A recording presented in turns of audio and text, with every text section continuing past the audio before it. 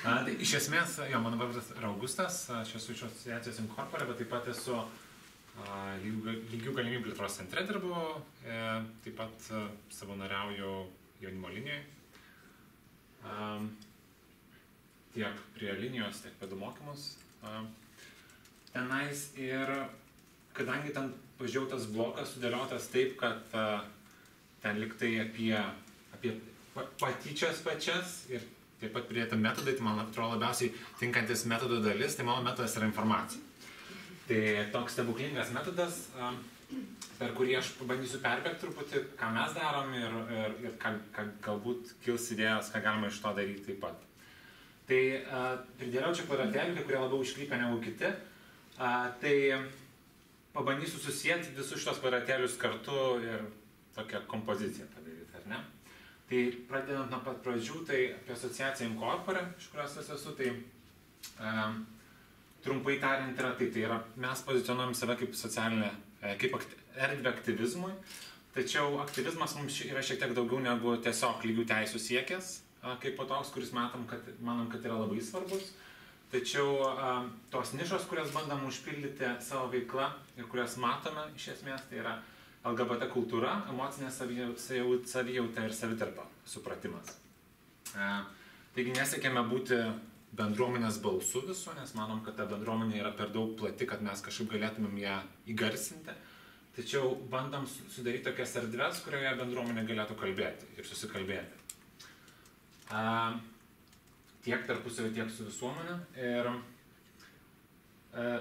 nors dauguma mūsų veiklų yra susijusios su LGBT bendruomenės saviraiška, matomumu ir priėmimu, tačiau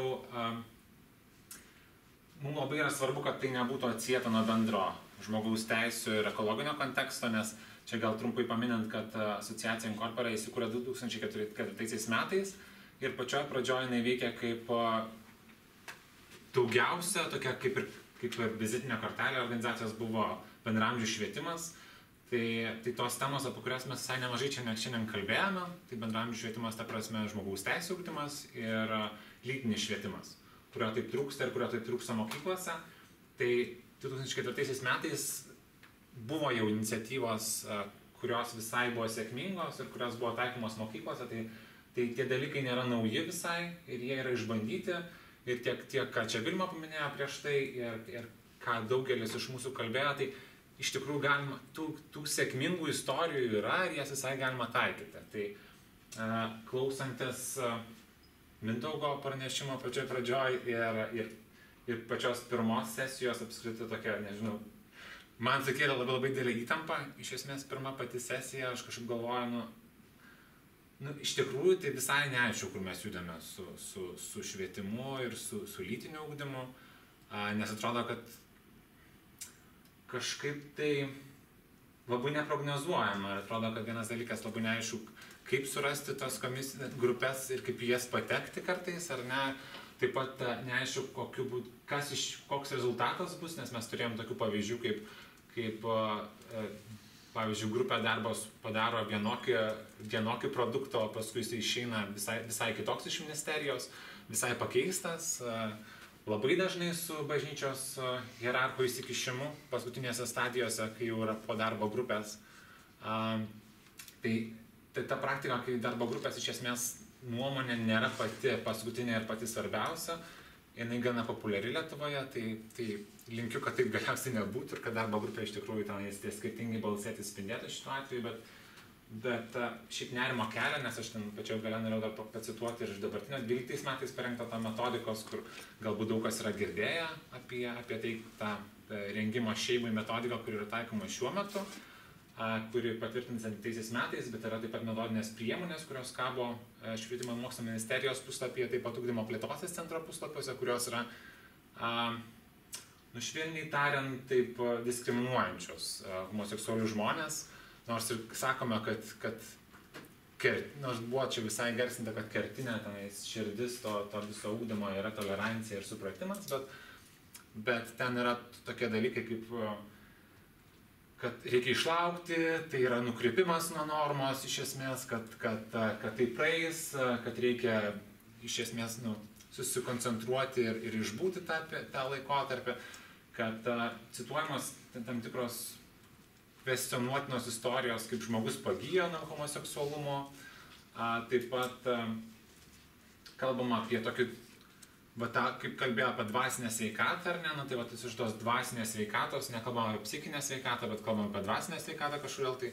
Ir iš tos dvasinės sveikatos, kaip ta dvasinė sveikata mums gali padėti susitvarkyti su tam tikrom situacijom. Ir ne, tai dėja tokie liūdni pavyzdžiai, kurie iš esmės pasaulyje vertinami labai kritiškai, nes jie sukelia žymiai daugiau kančios negu kažkokio gėrio atneša. Tai va. Tai kitas dalykas, apie kurį taip palaipsniui pereinu, tai pereinam prie šitų 4 patirtėlių, tai šiuo metu Incorpore vykdo EA Grants NVO programos Lietuvoje finansuojamą projektą kartu su jaunimo linija psichikos sveikatos perspektyvom ir Šeivungdom, tokiam organizacijom. Ir ši iniciatyva vadinasi Jungiantis balsai. Ir iniciatyvos mintis kilo mums prieš, nežinau, kokius gerus 2 metus, kai mes su kolegomis iš jaunimo linijos kažkaip diskutavom, kaip galima būtų kokybiškiau suteikti emocinę paramą LGBT žmonėms, ar galbūt jiems reikėtų atskiros linijos, kurią galėtų paskambinti žmonės ir gauti emocinę paramą, ar tai kažkaip galima suteikti kitais būdais. Man atrodo, kad ta atskira linija kažkoks tai būtų toks labai vertingas dalykas turėti, bet paskui mes pradėjom svarstyti ir kiek ją galima išlaikyti, kiek tai būtų toksai ilgalaikis planas, turintis tokio, aišku, finansavimo planą ir taip toliau. Tai mes galiausiai nusprendėm, kad vis dėlto galbūt geriau stiprinti resursus, kuriuos mes turime, ir kurti informacinę bazę. Tai iniciatyva siekiama plėsti kokybiškos informacijos ir emocinės paramos atitinkančios LGBT jaunų žmonių poreikius pasiekiamumą, bei didinti supratimą apie LGBT jauniems žmonėms aktualias problemas Lietuvoje. Tai tokie du esminiai dalykai yra, kuris mums labai yra svarbus, tas dalykas atitinkančios LGBT jaunų žmonių poreikius, tiek informacinės, tiek emocinės paramos, kad išsiaiškinti, kokie tie poreikiai, ir iš esmės mes matėm labai didelį trūkumą informacijos, tokios kaip informacijos viešoje erdvėje, kuri realiai būtų pritaikyta LGBT jaunimui ir kuria būtų kokybiška, nes dažnai taip atsitinka, kad arba informacija yra labai kokybiška, bet jinai yra kokia nors akademinė, arba jinai yra tokio bulvarinio lygmens arba tokio stereotipinio lygmens, labai tokie populiarūs straipsniai, kurie labai pasimeta toje bendroje erdvėje, kai kurie galbūt visai nieko yra, bet tai jie yra sudėtinga juos surasti ir susigaudyti. Taigi mes bendradarbiaudami su jaunimo linija psichikos sveikatos perspektyvame, mes siekiame vystyti emocinės paramos LGBT žmonėms tinklą. Tai viena dalis yra organizuojami mokymai jaunimo linijoje, bet taip pat mokymai psichologams. Tai mes turėjom mokymus psichologams ir dar planuojame jas turėti ateinančius porą mėnesių. Dar 2 grupės turėsim tokius trumpintus, kaip ir įvairovės edukacijos namai taip pat rengia seminarus psichologams apie LGBT, kuriuose labiau būtų dirbama su nuostatomis ir išbuvimu, kaip man sekasi toj temoje, kaip man sekasi būti, truputį informavimu, bet taip pat su nuostatomis. Ir taip pat vienas tas paskutinis aspektas buvo, kur informavimas apie tai, kas yra aktualu LGBT žmonėms, tai mes pasitelkėm kitą savo iniciatyvą, tai festivalį Kreivas, per kurią metu mes taip pat turėjome atskirą programą skirtą LGBT jaunimui, apie LGBT jaunimą, taip pat ir diskusijas. Viena diskusija buvo taip pat su asociacija LDL, kuri visai, man atrodo, buvo sėkminga ir labai informatyvi, ta prasme, kad tai buvo apie trans tematiką, kurią Lietuvoje iš tikrųjų žinoma labai mažai.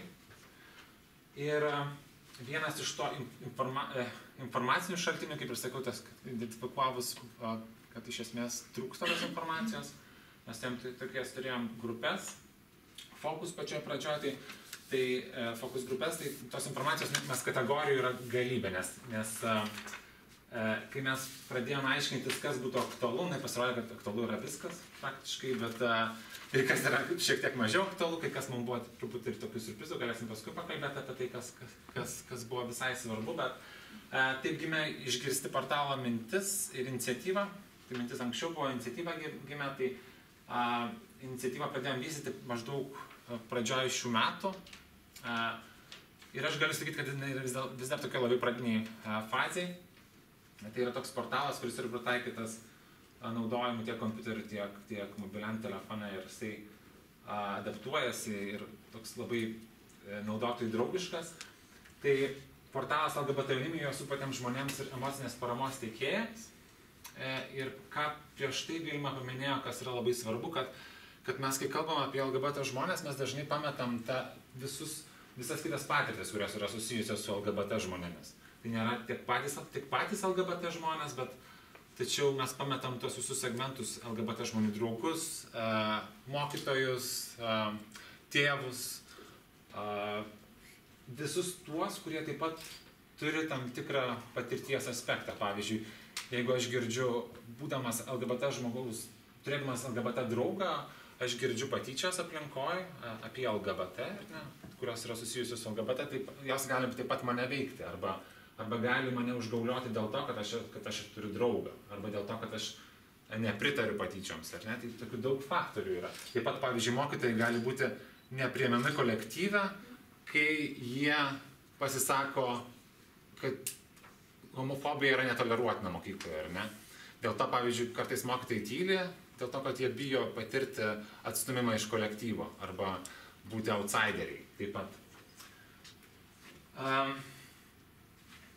Tai kiek jau prieš tai įvardinau, kad mums, kodėl yra du kirčiai šitame žodyje, dėl to, kad mums yra svarbu, kad šie LGBT žmonės jauni būtų išgirsti ir taip pat, kad aplinkiniams būtų lengviau juos išgirsti.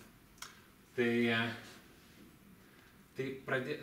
pradėjom formuoti portalą ir jame glaustai ir sistemingai atskirom kategorijom pagal tuos langelius, kuriuos pradėjom pildyti fokus grupių metu. Pradėjom pildyti portalą tais langeliais. Ir portalas sudaro 3 pagrindinės dalis. Tai dabar kol kas mes pradėję esame pildyti LGBT jaunimui skirtą dalį, bet nes kol neturim kritinės masės straipsnių vienai kažkokiai daliai, mes negalim paleisti portalą, nes labai keistai atrodo, kai neturi pakankamos informacijos. Tai kol kas LGBT jaunimai, bet taip pat turėtų poros mėnesių bėgį startuoti ir šeimai, mokytojams ir draugams ir paramos teikėjams. Tai paramos teikėjams mes taikome taip plačią prasme, tai emocinės paramos teikėjams, bet taip pat ir psichikos sveikatos specialistams. Tai psichikos sveikatos specialistams ta dalis yra rengiama pagrinde. Dabar pagrindinė dalis yra rengiama remiantis Amerikos psichologų asociacijos rekomendacijomis, gairėmis, kaip dirbti su LGBT žmonėmis, kas yra naudinga, į ką atkreipti dėmesį ir taip toliau. Tai čia viena dalis yra iš LGBT jaunimui skirto portalo dalies, tai tiesiog yra tema ir yra potemės, tai kiekviena potemė yra atskiras straipsnis. Tai jeigu pasižiūrėti,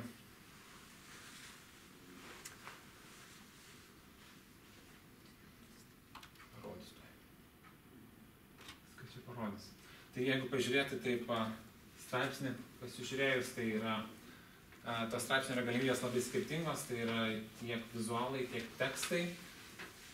Tai čia yra dalis apie atsiskleidimą kaip pavyzdys. Taip pat yra video galimybės, kas labai buvo svarbu. Fokus grupų metu įvardinta, kad labai svarbus yra vizualai ir apskritai labai svarbus yra asmeninės istorijos. Tai pavyzdžiui, yra galybė dalykų YouTube, bet kartais galime pasiklysti ten pat, nes irgi toks chaosas ir triukšmas, tai mes bandom integruoti kažkokius atrinktus gabaliukus ir paskui dar turim papildomą sekciją nuorodom. Tai aišku, apie atskleidimą kalbant, tai nes nekalbėsiu, kas yra atskleidimas, nes čia labai daug aspektų tame taip pat yra, bet yra svarbu tas temas, su kuo mes susidūrėm sunkumais kokiais, jau Jūratės skrenda kažkur. Taip, baiginėsiu. Tai aš, bet kuo mes susidūrėme su kokiais sunkumais, kad iš esmės tos temas yra labai sudėtingos, nes, pavyzdžiui, atsiskleidimo tema yra sudėtinga tuo, kad viešoje erdvėje mes gal dažnai matom, svarbu atsiskleisti, ten svarbu keisti aplinką, ten svarbu aplinkui būti aktyvistų, bet nėra taip vienareikšmiška, tos situacijos žmonių yra labai skirtingos. Nu ir, ir čia yra tiek susijęs straipsniai, tiek vizualai. Aš nemokėsiu iš čia išeiti. Tai va, ir čia iš mokytojų sekcijos, tai tiesiog tokios temos buvo, kurios mokytojams aktualios ir kur mokytojams sekcija bus pildoma, tai man atrodo daug temų tų buvo paminėta ir kas galėtų būti visai naudinga, tai mes esame pradėję rengti tas dalis, jos nugaus tą puslapį tam tikrų metų. Ir čia minėjau festivalį Kreivas, kurio metu mes turėjom tą programą ir kuris yra ta pat priemonė, viena iš informavimo priemonių ir galimybė kalbėti su moksleiviais. Tai pavyzdžiui, turint tam tikrus filmus, tai galima pasitelkti ir nepatogų kiną, kurį galima naudoti visai kaip edukacinę priemonę. Nežinau, aš taip subėriau viską, jeigu turite krūtą informaciją, tai galite rašyti mums taip pat per puslapį ir taip pat galite dabar klausti, nes Jūratė pabandys moderuoti 5 minučių diskusiją.